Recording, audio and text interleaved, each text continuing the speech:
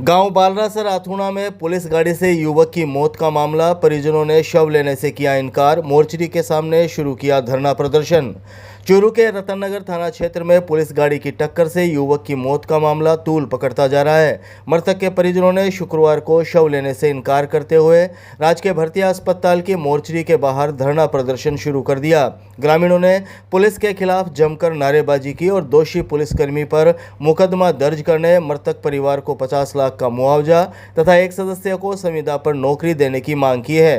पूर्व प्रधान रणजीत सातड़ा ने सुबह 10:30 बजे करीब बताया कि बीती रात बालरासर अथुणा निवासी 25 वर्षीय अरविंद बाइक पर जा रहा था, तभी पुलिस वाहन ने टक्कर मार दी। उन्होंने बताया कि दुर्घटना के बाद भी 100 मीटर तक घायल अरविंद को पुलिस गाड़ी घसीटते हुए ले गई। इतना ही नहीं, पुलिस गाड़ी में सवार महिला पुलिस अधिकारी और कांस्टेबल ने घायल को सड़क से उठाकर अस्पताल तक पहुंचाने की जहमत तक नहीं उठाई। गंभीर हालत में उसे गांव के युवकों ने राजकीय भर्ती अस्पताल पहुंचाया, जहां चिकित्सकों ने उसे मृत घोषित कर दिया। हादसे के बाद गुस्साए ग्रामीणों ने रात को सड़क पर जाम भी लगा दिया था। आज मोर्चरी के बाहर भीड़ जुटने से माहौल तनावपूर्ण हो गया। ग्रामीण लगातार दोषी पुलिस अधिकारियों की गिरफ्तारी और कठोर कार्रवाई पर अड़े हुए हैं। मृतक अरविंद एक बच्चे का पिता है, जिसमें परिवार पर दुखों का पहाड़ टूट पड़ा। प्रशासन ने हालात काबू करने के लिए अतिरिक्त जाब्ता तैनात किया है। उधर शव मोर्चरी में रखा हुआ है और परिजनों का धरना प्रदर्शन जारी है। बाइक लेके गांव जा रहा था और सामने से पुलिस की गाड़ी थी, जिसमें एक महिला गाड़ी को ड्राइव कर रही थी। कोई अधिकारी की गाड़ी बता रहे हैं। उनके पास इतनी बड़ी जो पुलिस का महकमा है, इतना बड़ा, इनके पास ड्राइवर भी उपलब्ध नहीं। वो शौक से चलाते हैं या किस तरह से चलाते हैं। उस बच्चे को उस गाड़ी ने इस तरह से टक्कर मारी, 100 मीटर तक उसको घसीटते हुए ले गई। और उसके इलाज के लिए या ये नहीं मन में सोचा कि मानवता के नाते, संवेदनशीलता के नाते, पुलिस जो रक्षक होती है लोगों की, उन्होंने ऐसा कुकृत्य किया। उनके हाथों से, उनकी गाड़ी से उसकी हत्या तो हो गई उस नौजवान की। आज 23-24 वर्षीय नौजवान, उसके 2 साल की एक मासूम बेटी, उनके मन में ये भी नहीं आया कि ये अभी धड़क रहा है, इसको हॉस्पिटल में ले जाकर के दाखिल कराए, इसका इलाज कराएं। ये बात तो नहीं, वो आनंद भादन में दूसरी गाड़ी मंगा के आप तो दौड़ के चले आगे। वो नौजवान उनके गांव के ही थे, 2 मोटरसाइकिल पीछे पीछे आ रही थी। उन लड़कों ने उनको मोटरसाइकिल के ऊपर लेकर आके हॉस्पिटल में भर्ती कराया। इस तरह का कृत्य जो प्रशासन का है वो बहुत ही निंदनीय है। चाहे बॉडी यहीं रहे, चाहे बॉडी का कुछ भी हो, ये क्या करते हैं, न्याय दिला के रहेंगे। जब तक इस परिवार को और अरविंद को न्याय नहीं मिलेगी, हम इसी तरह से धरना और प्रदर्शन करके न्याय दिलाने की कोशिश करेंगे। भाई पूरी करो, पूरी करो, हमारी मांगे पूरी करो, पूरी करो, पूरी करो। जिला प्रशासन होश में आओ, होश में आओ, होश में आओ। पुलिस प्रशासन होश में आओ कि जो भी दोषी है उसके ऊपर कार्रवाई हो और कार्रवाई निर्धारित हो। कभी ये आदमी दोषी, अभी तक इन्होंने ये भी तय नहीं किया कौन दोषी है। ये भी इसी उधेड़ बुन में किसी को बचाने में लगे हुए हैं। और ये धरना प्रदर्शन पूरा चूरू आज अरविंद के साथ है, न्याय दिलाने में साथ है।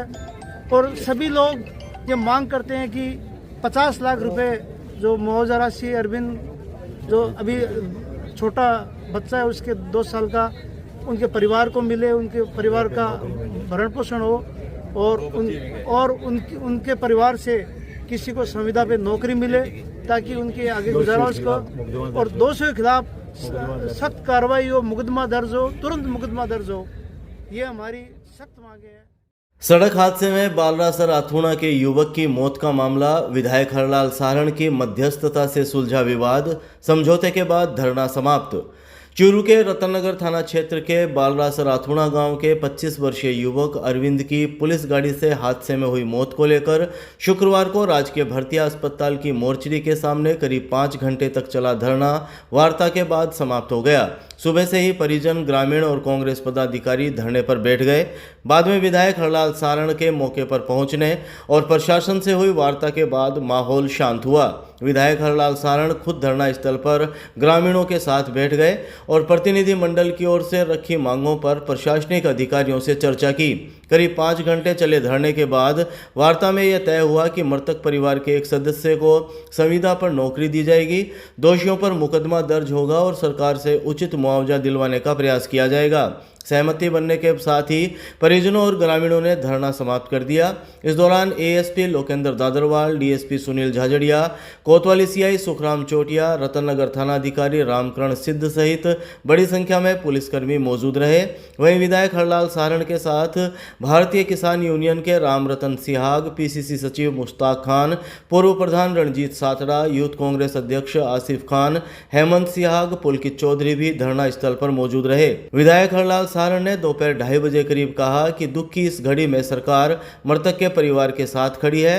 दोषियों के खिलाफ कार्रवाई और आश्रित को रोजगार दिलवाने के साथ ही उचित मुआवजे की मांग को मजबूती से रखा गया है। वहाँ कोई सरकारी गाड़ी है, उसको लेके गांव वालों का ये था कि उसने इनको टक्कर मारी है और उसके संबंध में क्योंकि बच्चे की मृत्यु हो गई थी, 25 साल का युवक था और उसको लेके आज ग्रामीण और अपने जनप्रतिनिधियों के साथ में यहाँ जिला मोर्चरी पे इकट्ठे हुए थे और उन्होंने अपनी कुछ डिमांड की थी वहाँ से उठने के लिए धरना प्रदर्शन से। तो उसमें बेसिक चीज़ें ये थी कि एफआईआर लॉज करें, मृतक है जो उसके परिवार में कोई है तो उसको संविदा पे कोई नियुक्ति दे दें और इसके अलावा कोई जो भी मुआवजा बनता है वो मुआवजा दें। तो उसमें अधिकांश चीज़ों पे सहमति हो गई है। एफआईआर दर्ज करवाई जा रही है, उनके द्वारा रिपोर्ट दे रहे हैं। एडीएसपी गाड़ी से एक्सीडेंट होके एक अन्य गाड़ी के टकराने के बाद हमारा नौजवान खत्म हो गया।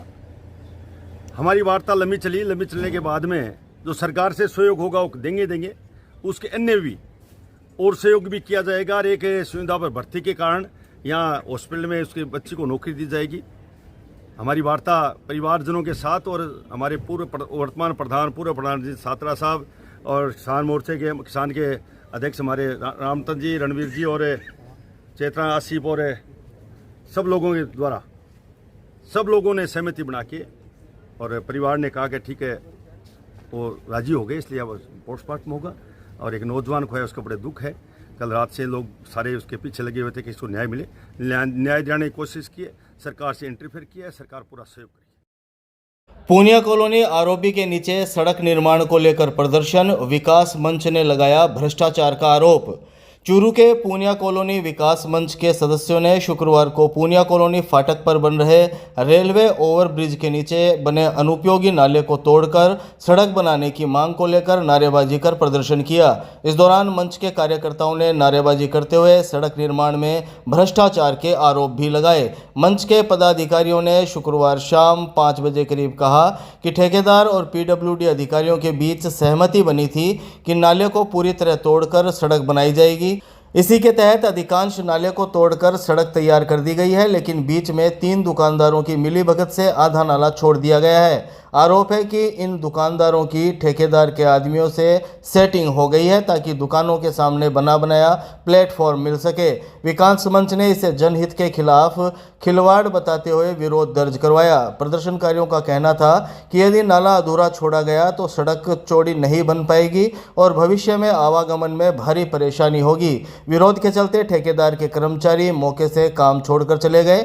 मंच ने चेतावनी दी कि यदि नाले को पूरी तरह नहीं तोड़ा गया और सड़क निर्माण कार्य पारदर्शी तरीके से पूरा नहीं किया गया तो यहाँ ठेकेदार को काम नहीं करने दिया जाएगा। बनना क्यों जब मानने कहे कि पुल के दोनों तरफ 16 फुट जगह देंगे भी के बाद में मैं अब यो पुल ऊपर को बन गया नीचे को चालू है तो हमारे दिमाग में देखिए जगह कटे कम क्या है तो बनवारी जी शर्मा को 4 फुट जमान लेके 16 फुट रस्ता खुलायो। इनने इस साइड का मां नालों बनेड़ो मैं ठेकेदार ने इंजीनियर मान बनाए कि भाई यो नालों तो क्या वास्ते बने क्या हटे पानी वास्ते ये नाला पानी जाने को गेलो है कि पानी तो कौन जा तो यो नालों तुड़ाओ तो बोलो तुड़ा दे तो पर रोड चालू हुई 20 साइड तो नालों तोड़ना चालू करियो और उन मिल करूँ और तोड़ता करीब 200 मीटर लिए अब 3 दुकानदार और दुकाना इसे के तोड़ लिया 3 दुकानदार ही भाई इन नाले को तोड़ दिया। क्यों क्या पहली बार का नाले की 4 फुट जगह और मिल गई, दुकान आकर सामान मिलने वास्ते आपका एकदम मारा अतिक्रमण कर ले आके कहो जदे बोले के कोनी उठावा फिर माने मेरा पड़ियो कोई भाई सामने एक जनो दुकानदार को पहले सामान हटा को कहो के आने 25,000 रुपया दिया ही मैं कहो कि मेरे नाड़ो थारे गाँव कौन तोड़ा। जब मैं आगे पूछो तो अब ठेकेदार भी कहीं कि मैं कौन तोड़ा और बैकें तोड़ कौन क्योंकि पीछे को लेन देन हो गए दोनों का नहीं और नाड़ो कौन तोड़ रहे शुरू स्टार्ट में नाड़ो तोड़ने के हिसाब है फटकन छू फटकन है मेरी खुद की दुकान है। मैं कह भाई मेरा आगे तो नाड़ो है वो तोड़ के चालो और ठेरता नहीं तोड़ता जाऊँ, लेकिन वो कौन तोड़ दिया। मैं ऐसी मिली भगत करी है पूरा कॉलोनी के रास्ते को नाश कर दियो, आने जाने के लिए जगह नहीं छोड़े, 11 फुट में रोड बना रहे। मन तो कहता जा रहे हैं आप जैसे कि ब्लॉक गिर जाएंगे यूँ गिर जाएंगे यूँ गिर जाए यूँ टूटा तो सगड़ो टूट गयो वो तो बीच में रख सके। अरे दोनों तरफ से नाड़ो टूट गया बीच में रख अब इनो यहाँ कौन तोड़ दिया मैं कह दियो के पढ़ो मत तोड़ दियो मैं बीच में जाऊँगा तो मन तोड़ना पड़ जाऊँ ये वास्ते इतनी साइड कौन तोड़ दिया। मेरा नाम राजपाल देव अध्यक्ष पुण्य कॉलोनी। रामगढ़ फतेहपुर के बीच बाइक और कार की भिड़ंत, गंभीर हालत में 2 घायलों को चूरू अस्पताल लाया गया। चूरू के निकटवर्ती रामगढ़ व फतेहपुर के बीच कार और बाइक की भिड़ंत हो गई। हादसे में बाइक सवार 2 युवक गंभीर घायल हो गए। दोनों घायलों को चूरू के राजकीय भर्तिया अस्पताल के आपातकालीन वार्ड लाया गया, जहां चिकित्सकों और नर्सिंग स्टाफ ने उनका इलाज शुरू किया। दोनों युवक बाइक पर सालासर बालाजी के दर्शन कर लौट रहे थे, तभी यह सड़क हादसे का शिकार हो गए। यह हादसा शुक्रवार को उस समय हुआ जब बाइक के आगे चल रही एक कार ने अचानक ब्रेक लगा दिए। इससे पीछे आ रही बाइक कार से टकरा गई।